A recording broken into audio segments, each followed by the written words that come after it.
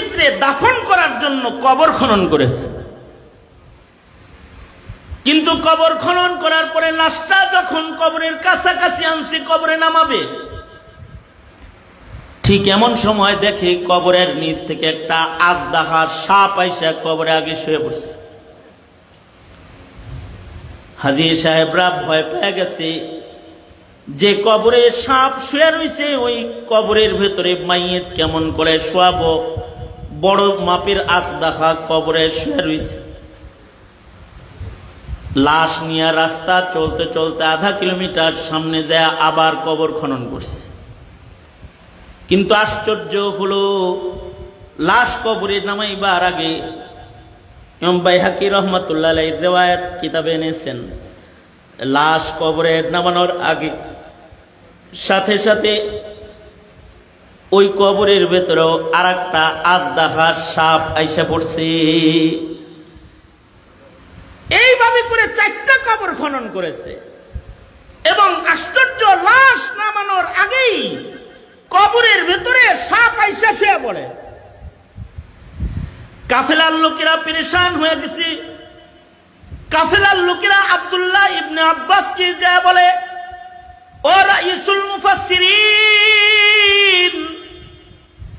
হাজির লাশ লয়ে বিপদে পড়ে গেছি, রাস্তায় মারা গেল, কবর খনন করলাম, যে কবরে নামাইতে চাই ওই কবরে দেখি সাপ 4 জায়গায় কবর খনন করেছে।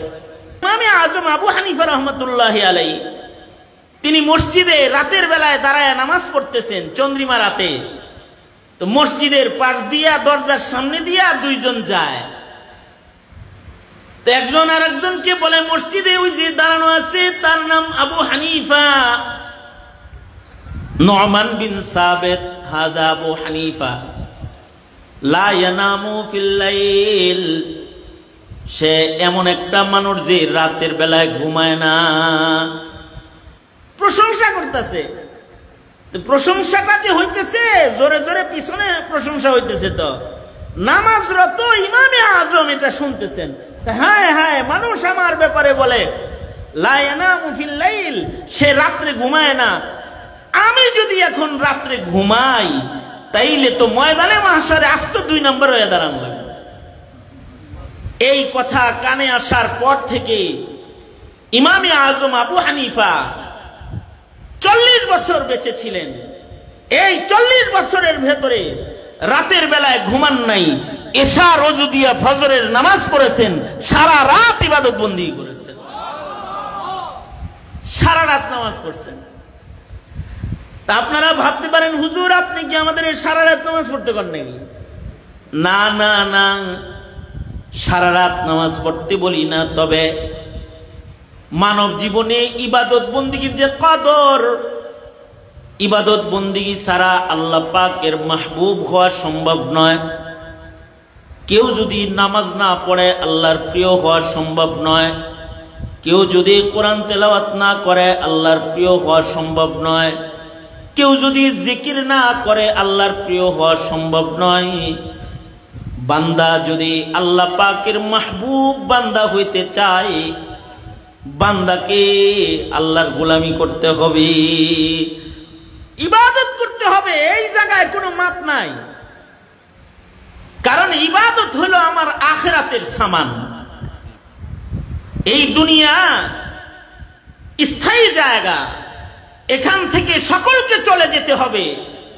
বহু মানুষ যারা চলে গেছে তাদের মাগফিরাত কামনায় আজকে দোয়া মাহফিল। আমিও একদিন তাদের কাতারে যাব। আমি যে যাইতাছি, তো আমার সাথে যা যাইব ওইটার নামই হলো ইবাদত। আমি যদি কিছু ইবাদত করি, কিছু নেকির কাজ করি, বন্দিগি করি, তাহলে এগুলো আপনার আমার কবরের সামান। কারণ মানুষ কবরে যখন যাবে, তখন কবরে কেউ যদি ইবাদত করে যায়, তাহলে তার ইবাদত গুলো কবরে তার পাহারাদার হয়ে যাবে। আল্লাহু আকবার কবির। কেউ নামাজ পড়তেছে, তো ডান পাশে নামাজ তার পাহারাদার হয়ে যাবে। দুনিয়ার মাটিতে কেউ রোজা রেখেছে, তো বাম পাশে রোজা তার পাহারাদার হয়ে যাবে। কোরআনে কারীম তেলাওয়াত শুনেছে, ওয়াজ নসিহত শুনছে, আল্লাহর কোরআনের সাথে সম্পর্ক কায়েম করেছে, তো মাথার কাছে কোরআন পাহারাদার হয়ে কবরে তাকে পাহারা দিবে। কবরের ভেতরে সাপ ঢুকতে দিবে না, বিচ্ছু ঢুকতে দিবে না, কবরের ভেতরে আযাব ঢুকতে দিবে না। তার ইবাদত, সে কবরে যাওয়ার আগে তার ইবাদত গুলো তার কবরে পাহারাদার হয়ে আগে দাঁড়ায় যাবে। কোন ভিআইপি মেহমান যদি এলাকায় আসে, তাইলে সে আসার আগেই তার গাছগুলা আগেই পাঠায় দেয়। মনে করেন ডক্টর ইউনূস আপনাদের এলাকায় আইব, হেমিয়া আসার আগে পুলিশ বাহিনী যা আছে এরা আগে আইব। যেই রাস্তা দিয়ে আসবে এই রাস্তার চতুর্দিকে তারা দাঁড়াইব। যেখানে তার মঞ্চ হবে তার চতুর্দিক দিয়ে তাকে বেষ্টনী দিয়ে নিরাপত্তা দিবে। ডক্টর ইউনূসের নিরাপত্তা তার বাহিনী আর কি দেয়? একটা কবরের যাত্রী সে যখন জান্নাতের বাদশা হয়ে কবরে যায়, তখন তার নিরাপত্তা দেওয়ার জন্য রহমতের ফেরেশতারা তার ঘর থেকে কবর পর্যন্ত দাঁড়ায় যায়। কবর পর্যন্ত দাঁড়ায় যায়, ডানে বামে সামনে পিছনে তার পাহারাদারি করতে থাকে। যদি সে নেক কাজ করেওয়ালা মুমিন হয়, আর যদি মুমিনটা নেকির কাজ করেওয়ালা না হয়, গুনার কাজ করেওয়ালা হয়, সে কবরে যাওয়ার আগে তার কুকর্ম কবরে চলে যায়। আব্দুল্লাহ ইবনে আব্বাস রাদিয়াল্লাহু আনহুমা তিনি হজ্জে বাইতুল্লাহর সফরে যাইতেছেন। আব্দুল্লাহ ইবনে আব্বাস ওনার কাফেলা সামনে চলতেছে, পিছনে আরেকটা কাফেলাও চলতেছে। এই কাফেলায় যেই হাজিরা হজের সফরে রওনা করছে, এদের ভিতরে একজন হাজি হজের সফরে অসুস্থ হয়ে পড়ছে। অসুস্থ হইছে তো হইছে, মরুভূমিতে রাস্তার মাঝখানেই হাজির মৃত্যু হয়ে গেছে। এহরামের কাপড় পরা, মরণ হয়ে গেছে, মৃত্যুবরণ করছে। মৃত্যুবরণ করার পরে এই হাজির জন্য রাস্তায় কবর খনন করা হয়েছে। আগের যুগের মানুষ মক্কা থেকে মদিনায় যাইতে অনেকে রাস্তায় মারা যেত। যারা রাস্তায় যেখানে ইন্তেকাল করত সেখানেই তার কবর হয়ে যেত। এ কারণে আকাবিররা কিতাবও লিখেছে যে কোন কোন বড় মানুষ পথ চলতে যায় রাস্তায় মারা গেছে।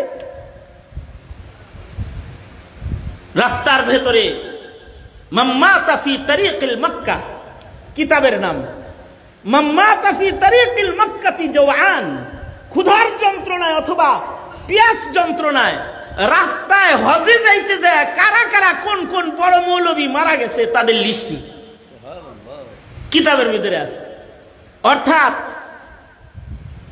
মরুভূমিতে মরুপ্রান্তরে মারা গেছে, তো মরুভূমিতে কাদের দাফন হয়েছে? এই হাজী সাহেব তার তো অসুস্থতার কারণে রাস্তার ভেতরে মৃত্যু হয়ে গেছে, তো সাথী সঙ্গীরা মাইয়িতরে দাফন করার জন্য কবর খনন করেছে।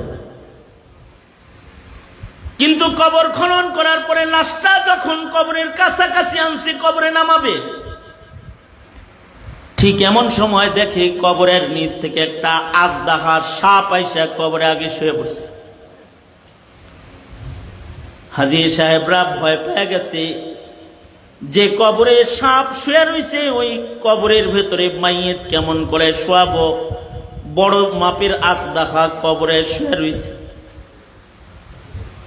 লাশ নিয়ে রাস্তা চলতে চলতে আধা কিলোমিটার সামনে যায় আবার কবর খনন করছে। কিন্তু আশ্চর্য হলো, লাশ কবরে নামাইবার আগে ইমাম বাইহাকি রহমাতুল্লাহ আলাইহির রিওয়ায়াত কিতাবে এনেছেন, লাশ কবরে নামানোর আগে সাথে সাথে ওই কবরের ভেতরেও আরেকটা আজদাহার সাপ আইসা পড়ছে। এইভাবে করে 4টা কবর খনন করেছে এবং আশ্চর্য, লাশ নামানোর আগেই কবরের ভেতরে সাপ আইসা শুয়ে পড়ে। কাফেলার লোকেরা পেরেশান হয়ে গেছে। কাফেলার লোকেরা আব্দুল্লাহ ইবনে আব্বাসকে যা বলে, ও রাইসুল মুফাসসিরিন, হাজির লাশ লয়ে বিপদে পড়ে গেছে। দিছি, রাস্তায় মারা গেল, কবর খনন করলাম, যে কবরে নামাইতে চাই ওই কবরে দেখি সাপ 4 জায়গায় কবর খনন করেছে। আব্দুল্লাহ ইবনে আব্বাস রাদিয়াল্লাহু আনহু বলেন, 4 জায়গায় না, পৃথিবীর যেখানেই তার জন্য কবর তোমরা খনন করো সেখানেই তার কবরের আজদাহা তার কাছে হাজির হয়ে যাবে, কারণ এটা তার কুকর্ম। জীবনে সুকর্ম করে নাই, এ কারণে সে কবরে যাওয়ার আগে তার কুকর্ম তার কবরে চলে যায়। সুতরাং কবর ঘন ঘন খনন করে লাভ নাই।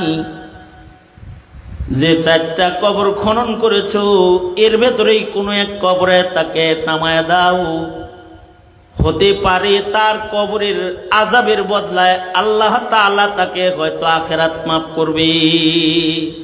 যে কোনো এক কবরে নামায়া দাও। সুতরাং তুমি আর আমি, এই দুনিয়া কি? দুনিয়া তো অস্থায়ী জিনিস, আছে নাই। সাধারণভাবে কিছু টাকা পয়সার মালিক হয়ে গেলে তার ধর্মকর্ম দাফন হয়ে যায়। সে মনে করে যে আমার জন্য তো দুনিয়াটাই জান্নাত। বড় বাড়ি, সুন্দর গাড়ি আর শাহেনশাহী জিন্দেগি পায় আল্লাহ ভুলে যায়। স্মরণ রাখতে হবে, তুমি যতই বড় হও আর দুনিয়ার জীবনে তুমি যতই আরামে থাকো না কেন, এই আরাম তোমার আসল আরাম না। একটা মুমিনের আসল আরাম হলো বরজখের আরাম, আসল আরাম হলো আখিরাতের আরাম, জান্নাতের আরাম, যে জান্নাত মুমিনের জন্য আল্লাহ তাআলা বানাইছে। ওই পর্যন্ত পৌঁছার আরামটা হলো আসল আরাম। সুতরাং ওই জায়গা পর্যন্ত যে পৌঁছবে, কি দিয়া পৌঁছবে? ইবাদত ছাড়া যাওয়া সম্ভব নয়। মনে রাখতে হবে, ইবাদত না করে যদি কারোর জীবনে গুনার পরিমাণ বেশি হয়, তাহলে সে কবরে যাওয়ার আগে তার গুনাহ কবরে চলে যাবে এবং ময়দানে মাহশারে তার গুনাহ সহই তাকে আল্লাহর আদালতে দাঁড়াইতে হবে। এবার প্রশ্ন হলো, আমরা যারা, আমাদের জীবনে নেকি বেশি না গুনাহ বেশি? এইটা চিন্তা কইরা নিজের জিন্দেগির প্রতিটা মুহূর্ত থাকা দরকার, চলা দরকার। কারণ মরতে হবে, এতে তো কোনো সন্দেহ নাই। মরণ তো আছে, নাকি বলেন? কারা কারা মরতাম না এরকম কেউ আসিয়ে না? সবারই মরণ হবে, সকলকে মৃত্যুবরণ করতে হবে। কবরের জগতে যায় যেন আমরা ধরা খায় না যাই। আর এই কবর জগতে নাজাত পাওয়ার জন্য, আখিরাতে নাজাত পাওয়ার জন্য দৌলত হলো ঈমান, আর সুন্দর অবস্থানের জন্য দৌলত হলো তার ইবাদত। যত সুন্দর ইবাদত বন্দেগী জীবনে হবে, আখিরাতে আল্লাহ পাকের পক্ষ থেকে পুরস্কারটা বান্দার জন্য এরকম বড় হবে। এ কারণে আকাবের বুজুর্গদের ইবাদত খুব বেশি। হযরত ইমামে আজম আবু হানিফা 40 বছর এশার ওযু দিয়ে ফজরের নামাজ পড়ছেন, রাত্রে ঘুমান নাই। সাঈদ ইবনে মুসাইয়িব জমানার এক বুজুর্গ ছিলেন, বিশিষ্ট তাবেঈ। ওনাকে বলা হয় সাইয়্যিদুত তাবেঈ। তাবেঈ কাকে বলে? এই এদিকে তাকা। তাবেঈ কাকে বলে? তাবেঈ বলা হয় হলো যারা সাহাবী দেখছে। সাহাবী কাকে বলে? সাহাবী বলা হয় যারা ঈমানের সাথে রাসূল দেখেছে। আর তাবেঈ বলা হয় যারা ঈমানের সাথে নবী না দেখলেও সাহাবী দেখছে। আর তাবেঈ বলা হয় যারা ঈমানের সাথে তাবেঈকে দেখেছে। এই 4 স্তর যারা, এরা সবাই সিদ্দিকিন, জমানায় সিদ্দিকিনের অন্তর্ভুক্ত এরা। এই জমানা পর্যন্ত, তাবেঈ পর্যন্ত গুনাহ করার মানুষের সংখ্যা কম ছিল, ইবাদত করার মানুষ বেশি ছিল।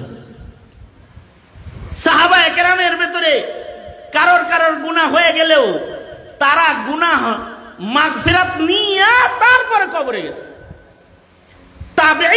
তাবেঈদের জমানাটাও ওই রকমই প্রায়। যে তাদের ভেতরে নেককারের সংখ্যা বেশি, বদকারের সংখ্যা কম। যেমন আমাদের একটা গদবান্ধা হিসাব যদি করি, মনে করেন আপনাদের গ্রাম না, আমি যদি আমার গ্রামের হিসাব করি যে আমার গ্রামে যত হাজার মানুষ আছে তাদের ভেতরে কত পার্সেন্ট মানুষ জামাতে নামাজ পড়ে, তো আমি হিসাব মিলাইতে পারি না। অবশ্য আপনাদের গ্রামে হইতে পারে যে বেনামাজির সংখ্যা কম, নামাজির সংখ্যাই বেশি, হইতে পারে। কিন্তু আমি বলতেছি আর কি, যে মনে করেন আমার গ্রামে যদি আমি হিসাব করি, তাহলে বদকারের সংখ্যা, বেনামাজির সংখ্যা বেশি, নামাজির সংখ্যা কম। আর ওই জমানায় বেনামাজির সংখ্যা রেয়ার কেস, ইবাদত বন্দেগী করনেওয়ালার সংখ্যা বেশি। তাও ইবাদত আপনার আর আমার মতো ইবাদত না। তাদের ইবাদত কেমন ছিল? যেমন সাঈদ ইবনে মুসাইয়িব তাবেঈ, যিনি হযরত আবু হুরায়রার মেয়ে বিয়ে করছিলেন। হযরত আবু হুরায়রা নবীজির কাছ থেকে সবচেয়ে বেশি হাদিস যিনি সংগ্রহ করেছেন, তিনি হলেন হযরত আবু হুরায়রা রাদিয়াল্লাহু আনহু, যিনি নবীর কাছ থেকে শুধু হাদিস শোনার জন্য কোথাও যাইতেন না, ক্ষুধার যন্ত্রণায় পড়ে থাকতেন, খাওয়ার সন্ধানেও যাইতেন না। মানুষ মনে করত ওনার মৃগী রোগ, আসলে রাসূলের হাদিস শোনার জন্য রাসূলের কাছে ক্ষুধার যন্ত্রণা নিয়ে পড়ে রয়েছে। এই হযরত আবু হুরায়রার মেয়ের জামাই ছিলেন হযরত সাঈদ ইবনে মুসাইয়িব রাহমাতুল্লাহি আলাইহি। এই সাঈদ ইবনে মুসাইয়িব এত বড় মাপের একজন আবেদ ছিলেন, যিনি 2 রাকাত নামাজে আল্লাহর কোরআন পুরাটা খতম করেছেন। যেমন হযরত ওসমান 2 রাকাত নামাজে কোরআন খতমকারী,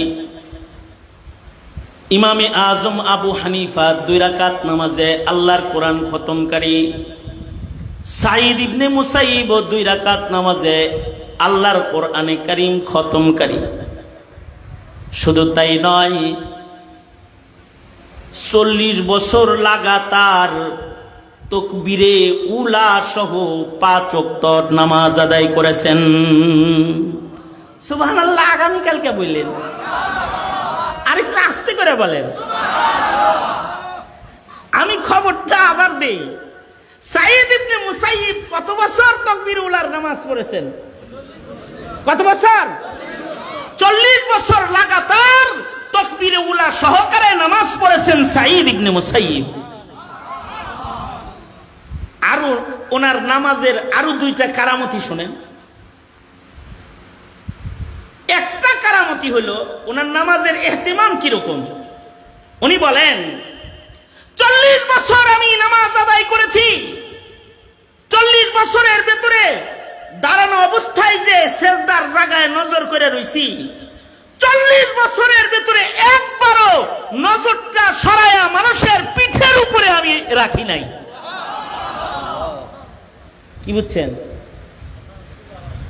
আমরা যে নামাজ পড়ি আর কি, আমরা যে নামাজ পড়ি আমরা আর কি, আমাদের নামাজের হালাত হইল আমরা নামাজের দ্বারা ইমাম সাহেবই দেখতে থাই, সেজদা না দেখে, ঠিক না? আর মনে মনে চিন্তা করে যে এত লম্বা কেরাত পরে গে, তারপরে রুকুতে যেতে পারে না, চায় রয়েছে। আর কিছু কিছু এরকম ঢঙ্গের মুসল্লি আমাদের মসজিদগুলোতে বেশি, যে নামাজে দাঁড়ায় মসজিদ কি এটাও দেখা লাগছে, নামাজ পড়তেছে আর চিন্তা করতেছে, শালার পিছনের কাতারে দাঁড়াইলাম, সামনের কাতারে ফ্যান বেশি। নামাজের সময় হ্যান নজর কিন্তু সেজদার জায়গায় নাই, হ্যান নজর কোন জায়গায় আছে? উপরে, ফ্যানের উপরে আছে। আরে উপরে ফ্যান বেশি, পয়লা কাতারে ফ্যান বেশি। আবার কয় দেখছস কপাল কিরকম খারাপের খারাপ, পিছনের কাতারে ফ্যানও কম, এটা ঘুরেও কম, আর সামনের কাতারের ফ্যানগুলো ঘুরেও বেশি। লস হয়ে গেছে, আর এইরকম জায়গায় খারাপ যাবো না। নামাজ পড়তেছে নাকি ফ্যান গুনতেছে, এই মানসিকতার মুমিনের সংখ্যা বেশি, নামাজের সংখ্যা বেশি। আরো আজব নামাজি এখনকার যুগে আছে। এখনকার নামাজি তো নামাজও পড়ে, ফোনও বন্ধ করে, কারণ এখন সবার পকেটে পকেটে টেলিফোন আছে। এরই ইবাদত করতেছে, নামাজ পড়তেছে, ফোন বন্ধ করতেছে। আর আমি তো এক আশ্চর্য নামাজি পাইছিলাম হজের সফরে। আমার পাশে এক চাচা নামাজে দাঁড়াইছে, হের ছেলে সৌদি আরব থাকে, তো বাবা বুড়া মানুষ হজে গেছে, হের একটা ফোন কিনা দিছে, এটারে গলার ভিতরেই মানে তাবিজ বানায় ঝুলাই দিছে আর কি। এই চাচা রিসিভ করা আর কাটটা দেওয়া ছাড়া অন্য কোনো কাম পারে না। চাচা যেন হারায় না যায় এই জন্য ফোন তো একটা গলায় ঝুলাই না আছে। ডাইন পাশে দাঁড়াইছে আমার সাথে নামাজে। এই চাচা নামাজেও দাঁড়াইলো, মক্কা শরীফে তাও মসজিদে হারামে। একদিক দিয়ে নামাজও শুরু হইলো, আর এক দিক দিয়ে হ্যাঁ টেলিফোন বাজা শুরু হইলো। বাড়ি থেকে চাচিতে মনে হয় ফোন দিতেছে। এটা বাঁচতেই আছে, চাচা বন্ধও করে না, কিছু করে না, এটা খালি বাজে। আমি কি চাচার রিংটোন শুনুম নাকি কাবা শরীফের ইমামের তেলাওয়াত শুনুম, মানে বুঝবুদ্ধি আড়াই লাইছি। যাই হোক, কষ্ট করে নামাজ পড়তেছিলাম, কিন্তু এর ফাঁকে 1 রাকাত হইছে, 2 রাকাত হইছে, এর ফাঁকে আবার ফোন আইছে। তো ফোন আইছে পরে এই নামাজের ভিতরেই ফোন ধইরা কয়, এই পরে কল করিস, আমি নামাজ পড়তেছি।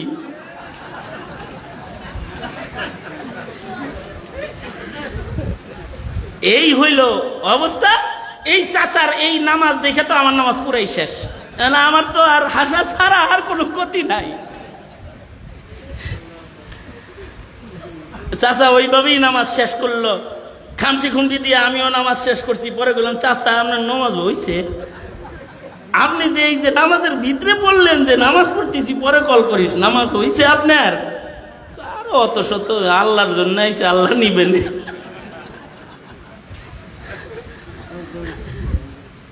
এই হইল আমাদের ইবাদত।